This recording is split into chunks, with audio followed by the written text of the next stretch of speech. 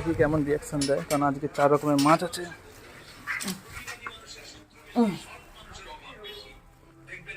বাবা এ না মাছ আছে এর মধ্যে, ওটা সরাও।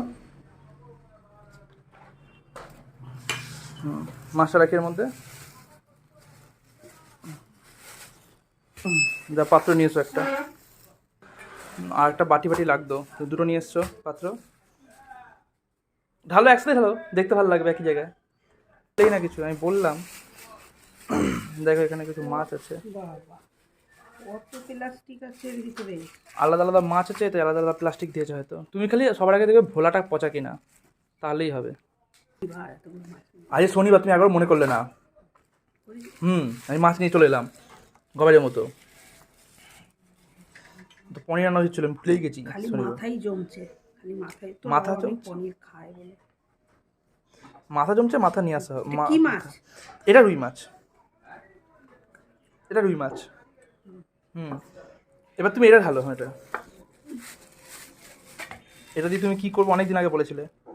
এটা মোরলা তো। হ্যাঁ, এটা দিয়ে কি করবে বলেছিলে? মোরলার জন্য তো বেগুন এই সমস্ত। বেগুন বাইরে থেকে 7 টাকা কিলো।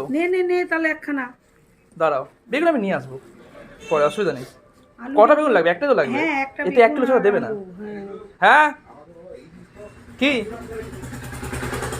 দেখি এটা মোড়লা, এটা দিয়ে কি করবে তুমি? তুমি মোড়া ভালো আছে না পচে গেছে? না ভালো আছে মোরলা, পেট কেটে দিয়েছে তো, পেটের ময়লা বার করে দিলে মোরলা পচে না। ঠিক আছে, এটা চারাপোনা। ভালো হয়েছে, একটা ঝিঙে আনতে পারতিস, আলু ঝিঙে দিয়ে এটা পাতলা ঝোল করতে। এটা চারাপোনা আছে। ওই আরেকটা কিছু নিয়ে আসি। এটা আগেই বল। এটা আমাদের ঢালো দেখি